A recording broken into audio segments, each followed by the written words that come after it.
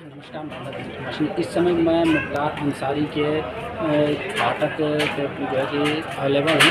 यहाँ पे आज सपा के राष्ट्रीय अध्यक्ष अखिलेश यादव जो है कि आ रहे हैं, जहाँ पे मुख्तार अंसारी को श्रद्धांजलि देकर के फिर उनके परिवारजनों से मिलेंगे और शोक संवेदना व्यक्त करेंगे, साथ ही उनके साथ सहानुभूति का निर्वहन करेंगे। यहाँ पे पूर्ण रूप से चाक चौबंद व्यवस्था दी गई है। यहाँ पे प्रशासन आप देख सकते हैं चारों तरफ जो है लगी हुई है।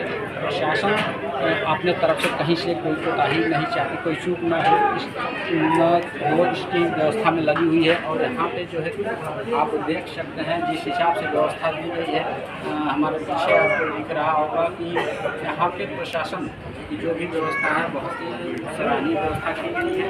और जो है यहाँ पे आएंगे आने के बाद जो है जाएंगे मुख्तार अंसारी को श्रद्धांजलि अर्पित करने कालीबाग उनके मज़ार पे जाएंगे, जहाँ उनका पैतृक मज़ार है, जहाँ पे उनको सुपुर्द खाक किया गया है।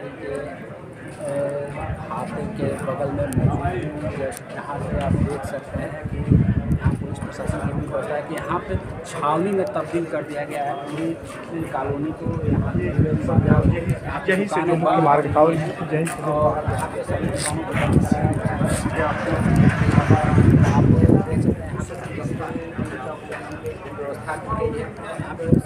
CRPF के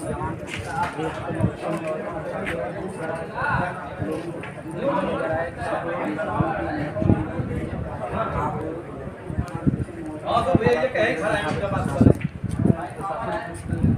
है और यहाँ पे किसी भी प्रकार की कोई अनहोनी न हो, जिसकी वजह से यहाँ पे लोग एक्टिव हैं। यहाँ पे पॉलिटिकल यहाँ से चालू है। यहाँ पे सांसद बसपा से रहे अफजाल अंसारी हैं और इस समय वर्तमान में टिकट उनको जो है यहाँ से सपा के द्वारा दिया गया है। जो यहाँ पे मुख्तार अंसारी के यहाँ जो सपा के मुखिया अखिलेश यादव उनके आकर के श्रद्धांजलि देंगे उनके कब्र पे, और श्रद्धांजलि देने के बाद यहाँ आएंगे, परिवारजनों से मिलेंगे और परिवारजनों से मिलने के बाद फिर उनका यहाँ से प्रस्थान होगा हेलीपैड पे जाने के बाद। सपा के राष्ट्रीय अध्यक्ष अखिलेश यादव का आगमन अष्ट शहीद इंटर कॉलेज मोहम्मदाबाद में हो चुका है।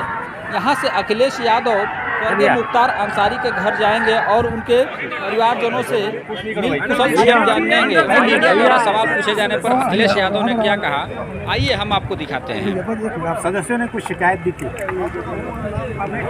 जहाँ तक परिवार से जो बातचीत हुई है वो हमारी अलग बातचीत है। आप मीडिया के लोग हैं, हर चीज़ को समझते हैं। राजनीतिक लोग अपनी तरीके से डिफाइन करते हैं चीज़ों को, लेकिन जो कुछ हुआ है वो सवाल खड़ा करता है सरकार के ऊपर। जो घटना हुई जेल के अंदर, उन सवालों का जवाब सरकार के पास नहीं है। कोई आज बात मैं कह दूं, आप मेरे जितने भी भाषण हैं विधानसभा के या विधानसभा के बाहर जब कभी प्रेस से बातचीत हुई तो उस दौरान मैंने ये कहा कि सबसे ज़्यादा भेदभाव अन्याय इस सरकार में लोगों के ऊपर हो रहा है, और कस्टोडियल डेथ में भी ये सरकार और प्रदेशों से आगे जाना चाहती है। आपको याद होगा मैं बलिया में जब आया था, एक व्यापारी परिवार से मैं मिला था। उसकी शिकायत ये थी, पुलिस प्रशासन जानता था, सूदखोर उस पर दबाव बना रहा था, लाइव उसने अपनी जान दे दी थी, लाइव जान दी थी। उसके बाद एक और परिवार से मैं मिला था, चौकी के पास उस छात्र नेता को दौड़ा दौड़ा करके मार दिया था। जेल में घटना होना, थाने में घटना होना, मुख्यमंत्री आवास के सामने न्याय के लिए आत्मदाह कर लेना, तहसील के आगे जाकर के लोगों का या किसी को न्याय नहीं मिला उसने आत्मदाह किया है, जाने गई हैं और इस सरकार को कोई परवाह नहीं है। जहाँ तक इस घटना का सवाल है, कितने वर्षों से सजा खुद पाया, और जिस व्यक्ति ने खुद कहा हो कि मेरी जान ले ली जाएगी, जहर दिया जा रहा है, उसके बाद सरकार ने क्या किया। और ये पहली घटना नहीं है, इससे पहले भी पूर्व में जिन जिन लोगों ने कहा कि मुझे खतरा है जान का, मुझे सुरक्षा दे, सरकार का पहला काम है नागरिक को सुरक्षा देने का। जो सरकार सुरक्षा नहीं दे सकती, न्याय नहीं दे सकती, वो सरकार जनता की नहीं हो सकती। और आप जानते हैं, आप भी तो एक पिलर हैं डेमोक्रेसी, आप पे कितना दबाव है। आप सच दिखाएंगे तो हो सकता है आप पे कार्रवाई हो जाए, न कार्रवाई हो तो कोई पुरानी चीज़ ढूंढ ली जाएगी आपकी। आपने वो देखे कि अगर किसी पत्रकार ने खबर ये भी चलाई है कि दाल में पानी है, नमक है, हल्दी है, दाल में, हम सब यही कहते हैं कि डेमोक्रेसी में न्याय मांगना, न्याय दिलाना, ये सरकार की जिम्मेदारी है कि न्याय मिले लोगों को। कम से कम सरकार के प्रति भावना बढ़े, भरोसा बढ़े। और सोचिए आप, इंस्टीट्यूशंस ख़त्म हो रही हैं, हम किस पे भरोसा करें। हम पुलिस से शिकायत करें, पुलिस न्याय नहीं दे रही है। हम किसी अधिकारी से बात करें, अधिकारी न्याय जनता को नहीं दे रहा। तो इंस्टीट्यूशंस को ख़त्म किया, ये आरोप कोई हम लोग नहीं लगा रहे हैं।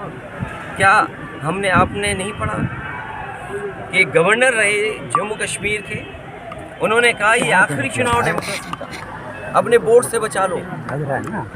अगर बोर्ड से डेमोक्रेसी नहीं बची तो डेमोक्रेसी हमेशा हमेशा के लिए ख़त्म हो जाएगी। इसीलिए इंस्टीट्यूशंस को ख़त्म कर रहे हैं। हम किस पे भरोसा करें। इस सरकार ने भरोसे को और सच्चाई को मारा है।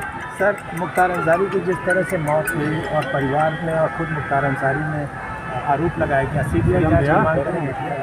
मैंने अपने स्टेटमेंट में ये कहा, सुप्रीम कोर्ट के सिटिंग जज की निगरानी में,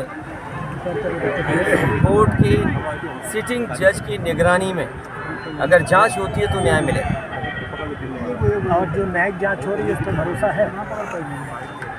मुझे सरकार पे भरोसा नहीं है कि सरकार न्याय दिला पाएगी या सच्चाई सामने आएगी। लोग जानते हैं कि सच्चाई क्या है। सर, बांदा की जेल, और जेल में पहले भी कहा गया, जो व्यक्ति वर्षों से जेल में था, आखिरकार उसे क्यों लगा कि मेरी जान को खतरा है। सरकार क्या दिखाना चाहती है।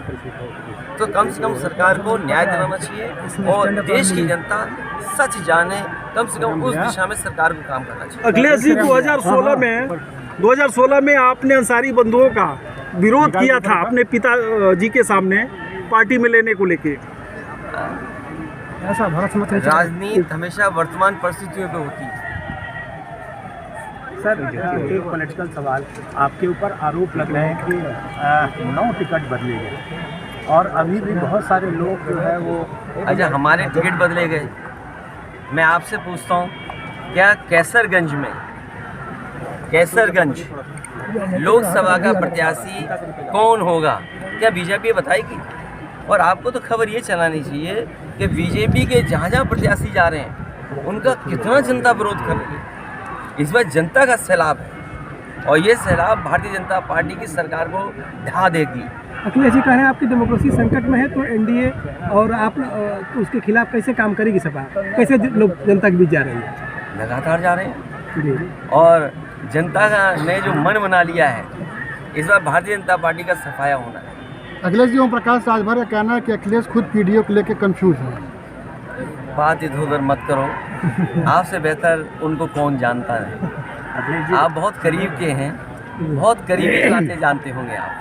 अखिलेश जी, मुख्तार अंसारी की बहू निकहत से मुलाकात हुई? मैं ये बात परिवार के सभी सदस्यों से, मेरी ज़्यादातर लोगों से मुलाकात हुई। अफशान अंसारी फरार चल रही है, उनके लिए कुछ कहेंगे? वो नहीं मैं केवल आपके माध्यम से यही कह सकता हूँ कि वो फैसले हों जिससे डेमोक्रेसी पर और न्याय देने वाली इंस्टीट्यूशन पर भरोसा हो। समाजवादी पार्टी और कांग्रेस का या इंडिया गठबंधन उसकी मदद करें, क्योंकि नौजवान पक्की नौकरी चाहता है। आज सोचिए, फौज में हुई है, सेंट्रल फोर्सेस में होगी, कल ये पुलिस पीएससी में ऐसी टेम्परेरी नौकरी आएगी, कौन स्वीकार करेगा? तो ये जो आधी अधूरी नौकरी है, इसमें कभी हम स्वीकार नहीं कर सकते, समाजवादी लोग स्वीकार नहीं करेंगे। जब भी सत्ता में आएंगे, अग्निवीर जैसी व्यवस्था को हमेशा हमेशा के लिए मैं प्रेस का धन्यवाद देता हूँ।